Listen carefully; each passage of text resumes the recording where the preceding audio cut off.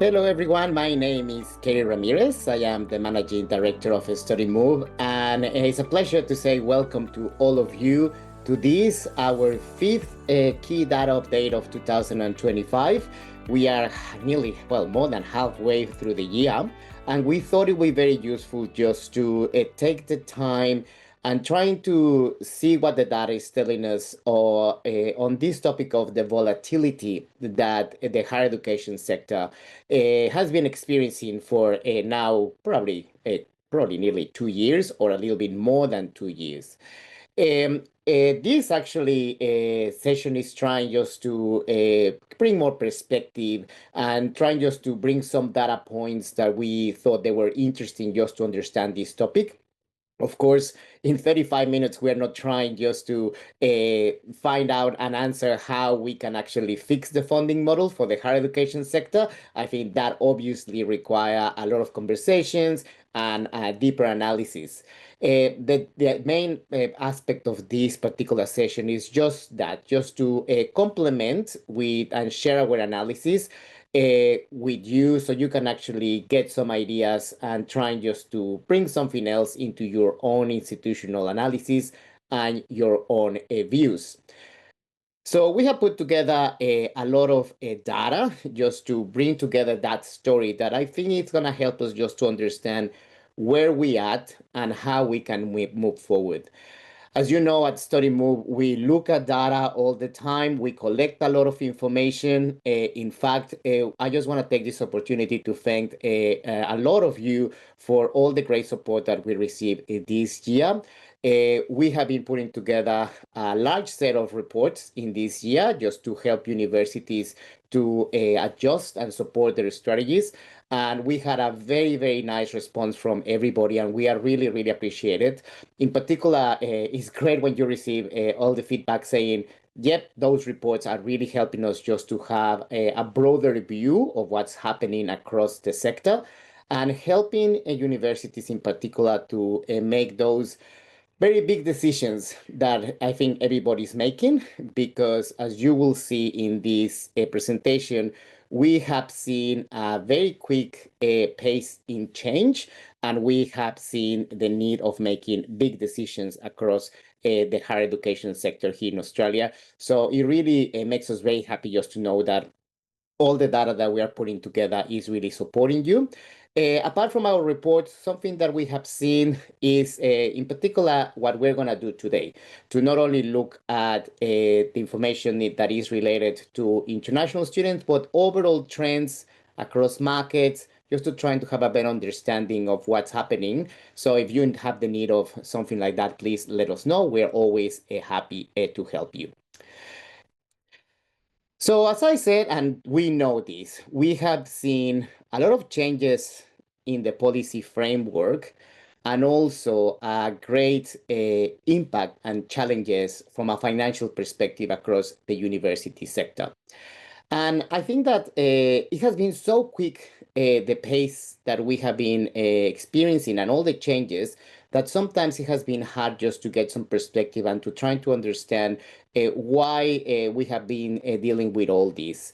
And in this presentation, first of all, I just want to highlight the level of challenge that the university sector is dealing with. I think that this particular chart that you're going to see on the screen, I think it shows how much things have changed and what's the situation that the whole university sector is facing. And I will say and give full credit to Professor Andrew Norton, because he is the one that has been reporting this chart for many years.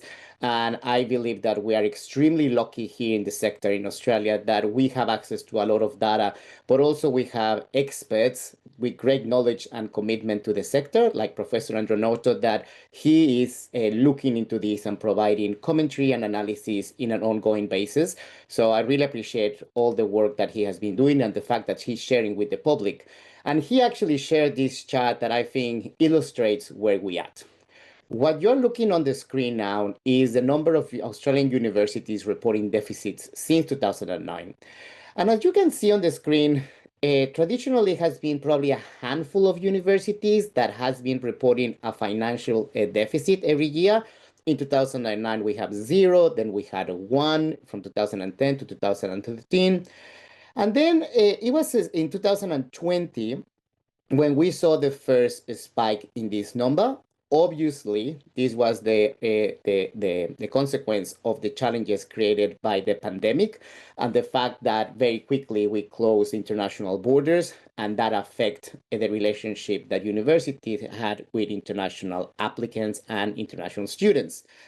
Uh, After that, in 2021, we had a correction year, but as you can see, in 2022 and 2023, that's when we saw this spike on the number of universities reporting a deficit. It's massive. It's something that we have never seen before. And just to put it in perspective, it's about 66% of universities that report a deficit, which shows how this financial situation is not for one or two universities. It has been a challenge across the whole university sector.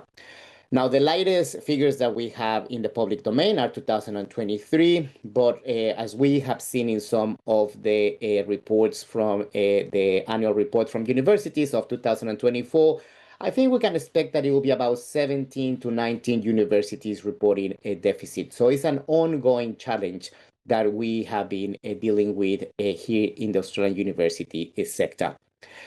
And looking into that, I think it's important to understand something, and that's something that I'm going to highlight through the presentation.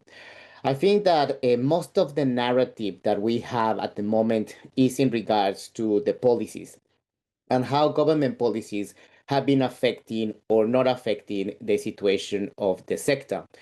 But I think it's important just to put in the mix the fact that there are also external factors that have been affecting the funding model or the position that universities have been experiencing from a financial point of view. So in this presentation, I'm just going to share with you what we believe is that combination of both things, how government policies are affecting us, and also how external factors have been affecting the sectors. And this is important because I think we need to acknowledge that our government policy sometimes actually help to cushion the effects that we can have from an external shock, or sometimes can make things worse, actually, or sometimes they have no effect. They are neutral against external factors. So I think we need to think about that dynamic that exists between government policies and external factors, just to get additional perspective and to have an understanding of why we're actually dealing with this volatility and what can we do about it and what can we expect in the next couple of years. And in order to do that, and this is just really getting into the main part of the presentation, what I'm going to do is just to share some data sets that will help us to understand how did we get here? Like, what have been the effects that have been affecting the funding model across the university sector? And then from there, trying just to make a little bit of a case of what can we expect that it will happen and how we can expect that universities are responding. We'll have time for Q&A, but if you prefer just to send us an email after, I notice that that happens after you have the time to digest the analysis.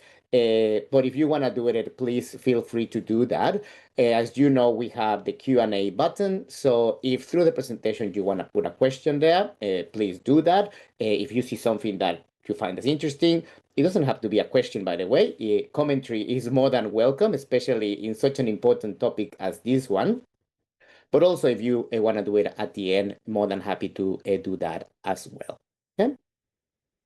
All right, so let's just start looking at the data and trying to get some perspective on how did we get into this position. And I really want to just start with this particular chart that shows across the university sector in Australia, the reported aggregate revenue. So basically all the revenue that has been reported by universities across the sector and all the expenditure that has been reported by the universities. And as you can see, what I think is quite interesting is that since 2002, and this actually is a historical trend, we have seen that both revenue and expenses in general had a smooth ride. It has been, growing in aggregate numbers. Of course, universities, when you see individually the results, it might be a few bumps. But overall, as you can see, it has been a smooth ride until 2019. And since 2020, that's when we have seen the change in these particular metrics. Since 2020, as you can see, we have been dealing with great, levels of volatility, up and downs. From that smooth line, now it looks like a roller coaster from the revenue point of view. And also from the expenses point of view, we have seen some sharp adjustments that especially happened in 2023, and it seems that it's happening in 2024.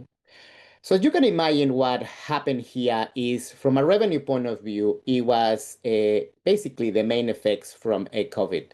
The fact that universities were unable just to get the levels of revenue that we had before because we closed the international border is really changing and bringing up and downs into how revenue across the university sector has been reported or received. Now, on the green side of things, also COVID has been created changes from the expenditure point of view. And as you can see, that sharp increase in the last 2 years is most likely the results of two things. First of all, as a result of COVID, we actually had a cost of living crisis and high level of inflation. So universities had to adjust the salary levels just to really bring back to the levels that make sense. So that was a big spike that we had seen there. But also, as many other sectors, a lot of the infrastructure programs that universities were actually putting in place, they were actually affected by higher interest rates. So basically, the cost of a project that, I don't know, it was $1 million, probably went to 1.2, 1.5. This actually was not only an effect from interest rates. We know that supply of construction has been severely affected, and universities, unfortunately, were caught into all that. I'm sure that there are many other factors about it, but that seems to be the main reasons why we are dealing with volatility. But as you can see, the striking aspect of this chart is how, after riding this smooth trend for many, many years, now we are dealing with that volatility, which is making the management and the financial situation of universities more challenging differently. Definitely, not differently, definitely. All right. Now, looking into more detail into the funding model, we know that a large component in the funding model is the amount of students that we have or we are actually teaching within the university system. And this is when it's interesting to look at how this has been changing as well in the last few years. What I'm going to show you is the total number of student commencements. These include domestic and international students across the university sector in Australia. And overall, we are basically in 2023, which is the latest figures that we have available. Basically, we have exactly the same numbers that we had back in 2019. That itself is a concern because it seems that universities haven't been able just to increase the number of commencements overall. And we are back, as I said, to the levels that we had 5 years ago, with that itself represent a big challenge. But what I think is also quite interesting, and this is when we start to getting a better idea of what happened, is when we actually drill down into the different cohort of commencement students, because they have been experiencing a very different trend. For example, and I will show you this in more detail, but the international cohort, it actually grew. It did not decrease, actually grew 7% more in comparison to 2019. And the domestic one is the one that has been decreasing in comparison to 2019. And each one of these student cohorts have been affected quite differently by external factors, but also by different policies. And I think that's when we need to start looking into more detail.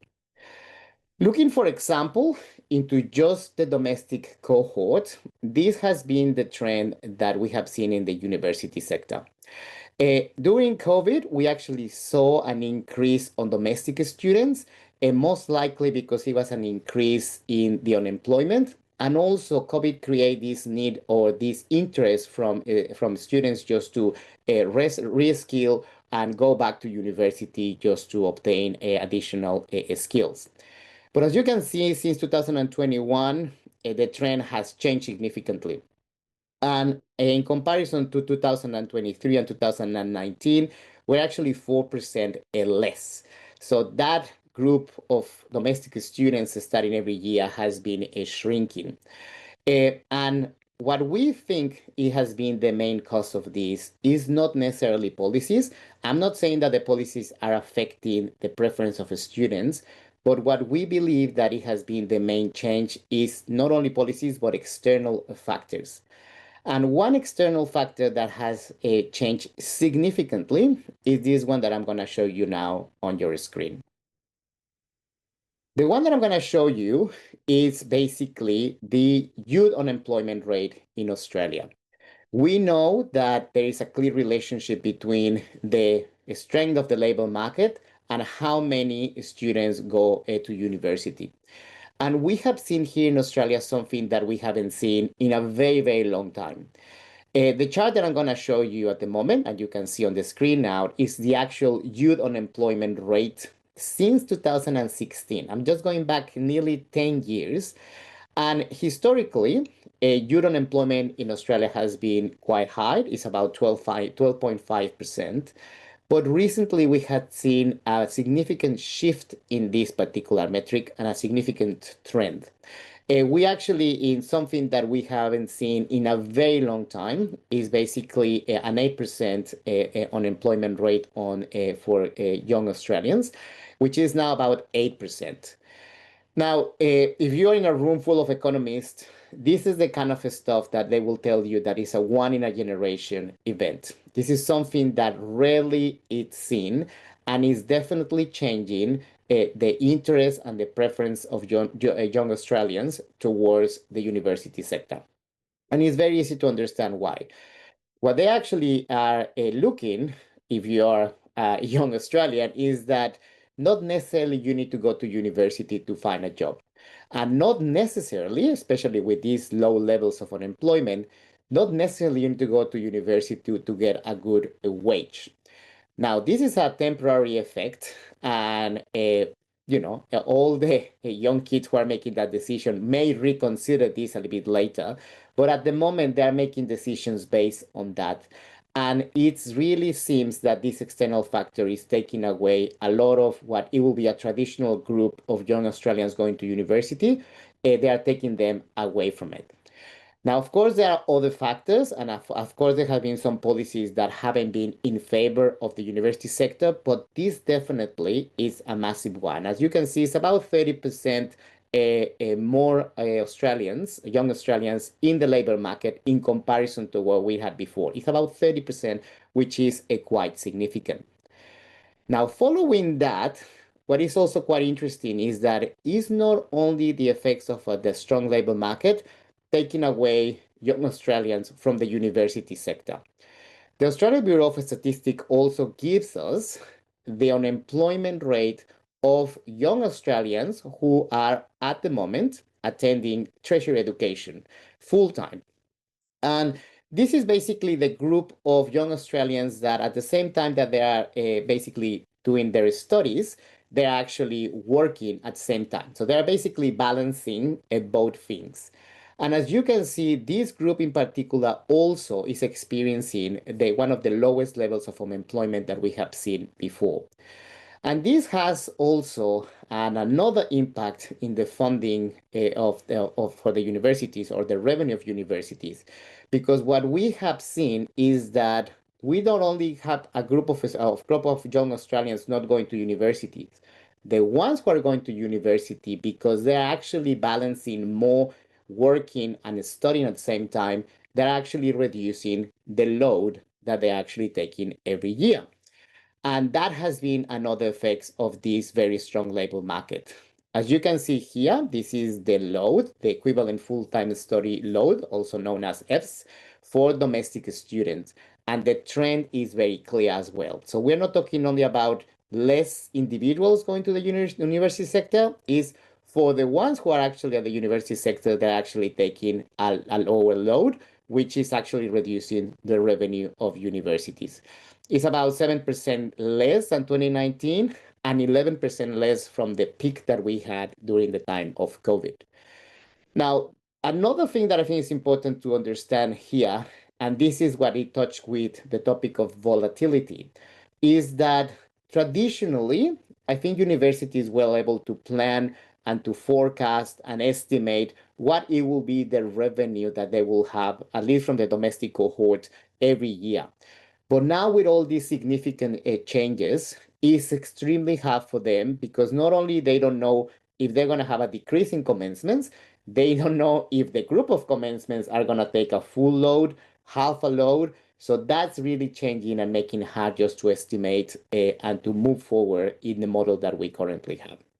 And that's a challenge that we're going to need to deal with. Now, another reason why we know that students are reducing the load is because we have been dealing with a cost of living crisis. And a lot of students who are still committed to go to uni, maybe they had to reduce also their load because of this, because they need to focus more in the part-time job that they have, or they have more flexible hours that they can actually give them additional resources just to deal with this cost of living. So it has been a combination of many external factors what have been affecting the domestic cohort. So overall, and once again, I'm not disregarding that there are policies that are not favorable at the moment from the domestic point of view, but it seems that it has been more these external factors, what it has been affecting the domestic cohort and affecting how you can actually estimate the planning and also affecting the levels of funding that universities are getting from the domestic commencements. Now, in contrast, we have the international side of things, because international commencements, rather than being affected by external factors, as we know, have been more affected by government policies. And let me show you that other side of the story. So commencements for international students, and this is just headcounts across the university sector, they dropped since 2019 because of COVID, because the students were unable to come to Australia.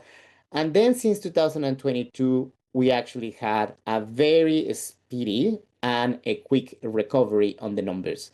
So in 2023, we're already 7% higher than the levels that we had back in 2019, which is a significant growth and a very quick recovery. Now, this positive trend that universities, of course, welcome, of course, it changed when back at the end of 2023, the government thought that it was important just to make an adjustment, and they actually announced a series of policies that significantly decrease the growth on student visa holders or the student visas for the higher education sector. So as we know, it was not only one particular policy, it was a large amount of measures that trying to really reduce that growth. And we know this story. I really don't want to get into detail, but I think what is quite interesting and important to follow is that while from the domestic side of things, it seems that it was more external factors what have been affecting the numbers, this for international is not external factors, but rather the implementation of policies. And I think that's important when we are trying to get a better perspective of how we can move forward. Now, in terms of policies, it was quite a lot, a number of announcements, as we all know. But these ones in particular, Ministerial Directions 107 and then Ministerial Direction 111, those are the ones that, in my view, have been severely impacting more the university sector, and is changing the way in which universities are also engaging with applicants. And we're going to talk about that in just 1 minute. But overall, this set of policies have already been impacting the number of student visas granted. Back in 2023, it was 241,000, the number of student visas granted for higher education programs. And since then, 12 months after, we have seen a decrease of 13%. So it's already, once again, affecting the numbers for the international commencements and affecting overall the number of students commencing in the system. So overall, when we look back, it seems that it has been this combination of external factors and policies what are affecting, in particular, the revenue side of things across the university sector. But what I think is important is just, first of all, to acknowledge that it's not only the policies who have been affecting the funding model, it has been a combination of a couple of things. And also, I think it's important to acknowledge that both groups, domestic and international, have been affected differently. Now, I know that the revenue for universities is not only coming from that, there are also other sources of revenue. But if you combine them, it's about 75 or 80% of the revenue. So that basically the effects in these two groups is quite significant. And that's why we focus our analysis in those two. But I understand that there are other factors that we need to consider. All right. So moving forward, and based on this, the question is, what can we expect? Are we expecting a change in these factors that are affecting the model? Are we expecting changes in the policies? Well, it seems that what we can see at this stage, but anything can happen, is that we definitely are going to see a change, and we already have seen that, a change in external factors. I think in particular, the youth unemployment metric is changing, and I'm going to talk to you about it in a second. And what we can see, especially from the international student framework, it seems that we're going to see some continuity in the policies. I'm sure that it will be some tweaks, but definitely I think that at its core or on essence, the government wants to manage the growth of international commencements. And I think that is going to follow similar tools in the way they do it. So we're going to have continuity in policies and also changes in the external factors. And let me show you how much things are changing. In terms of this change on external factors, this is once again the unemployment, youth unemployment rate in Australia.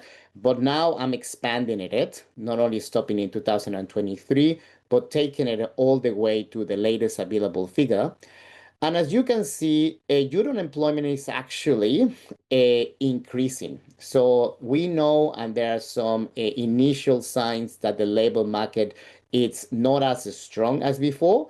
It is still strong because it's 9.4% the average, a comparison to 12.5% the historical levels. So we are not close to those historical levels, but things are actually changing. And that actually, we believe, is going to start shifting the preference of domestic students in particular.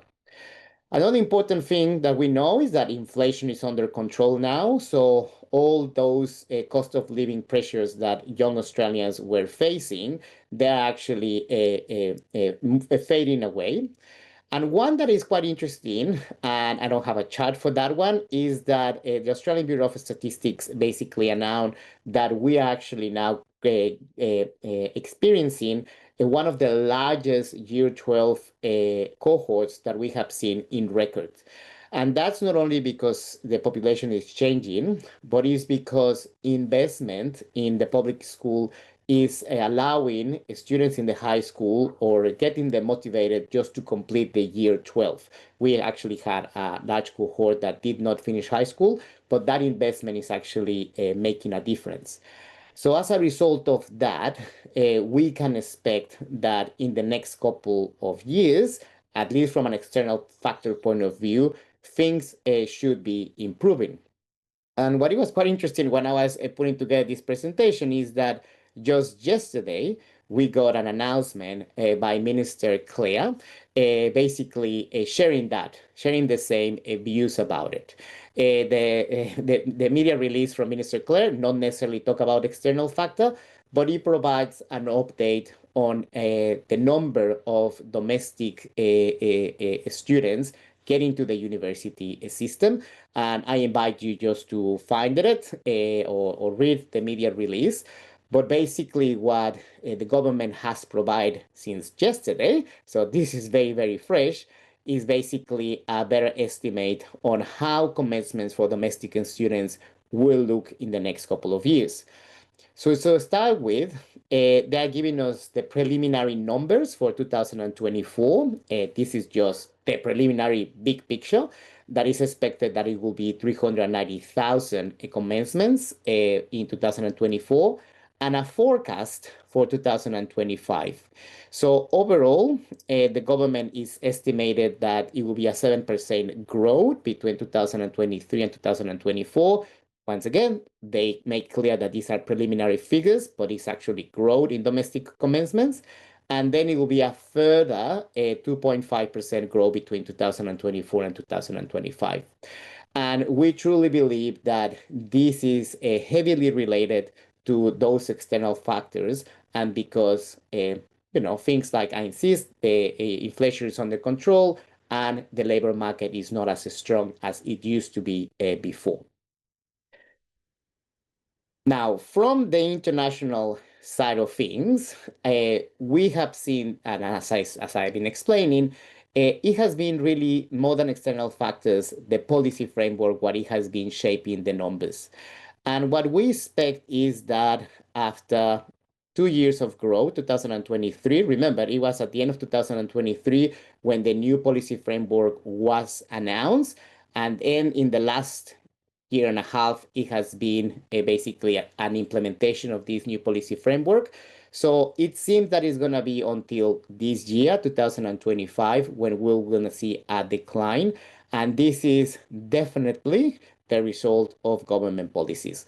So our modeling, we have been looking at this in close detail, is basically estimated that we're going to see for the first time a decrease of between 5 to 10% in comparison to 2024. This is when things are quite interesting. And although I think that what we can we can expect in the next at least year is that the volatility is shrinking. What is quite interesting is that now the trends are changing, because basically in the domestic side of things where we saw a decline, now we actually see that it will be a recovery, when in the international side of things that we saw a basically quick growth, we're actually expecting now a decline. So that's why I think it's very important just to keep a closer look at the numbers and trying just to get a better sense of how different student cohorts have been changing or affecting depending of changes in external factors and changes in government policies. All right, finally, I just want to spend a few minutes trying to get some sense of what we think that it will be the response from universities based on these changes that we have seen recently, changes in policies, changes in external factors. And I think that from the domestic side of things, especially with the announcement of Minister Keri that we received yesterday, I think that looking into what we could expect probably in the next 12 months, I wouldn't go further from 12 months, but in the next 12 months, is that this could actually lead for universities to be more cautiously optimistic about it. And cautiously is a very important word into all this. It seems that things are going to improve from the domestic side of things, but we're not out of the woods. And still, things are going to improve, but an adjustment from the university's strategies and resources, it may be required, because remember that we're only talking about changes in the commencing cohort. So basically the new group of students joining your campuses. We still have the continuing group that has been affected for several years. And when you get the total student population, that has not recovered yet. That I think is going to take some time. So although we can actually move forward with a cautiously optimism, I think that it's important that we will see, to understand that we will see a correction made by universities, because the complete student base hasn't been recovered yet. Now, that's from the domestic side of things, but from the international side of things is definitely all related to the policy framework that is expected that it will continue like that for quite a little bit of time at least. What I think is important for education providers and universities, and I think in some ways everybody feels a certain level of relief, is that now we have clarity in the policy framework. That doesn't mean that the policy is great.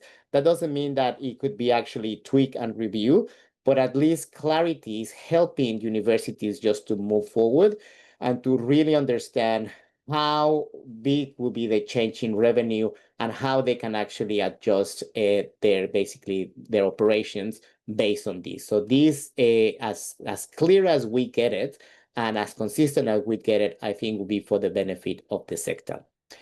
But also, I think that what we're going to see from the international side is is the fact that universities are going to change their model and their engagement in particular with international applicants. And this is definitely because the new policy framework is really changing the model. In particular, the introduction of Ministerial Direction 111, which effectively is a soft cap that applies to universities in very different ways, is making universities to reconsider how they're actually engaging with international applicants and how much they can actually move forward or not. Because what we have seen is that from a policy point of view, really, back in 2023 and beyond, pretty much every single university in Australia was affected in the same way at certain level. This is obviously a very broad statement, but in a different, they were all basically in the same play field. What we have seen is that the introduction of Ministerial Direction 111 as a soft cap is actually creating a two particular group of universities. From the engagement of with international applicants, I think that what we're gonna see is a group of universities who have been affected by the policy and they have growth constraints. They have been given a soft cap, and other group of universities that are far from that cap, so they actually have the potential to grow. And we're going to see that each group of universities is going to adjust their strategies in a very different way. I think that what we will see in the next couple of months is that universities that see this growth constraint because already their number of international commencements are very close to the soft cap that has been given, they're going to probably shift into strategies that allows them to maximize revenue.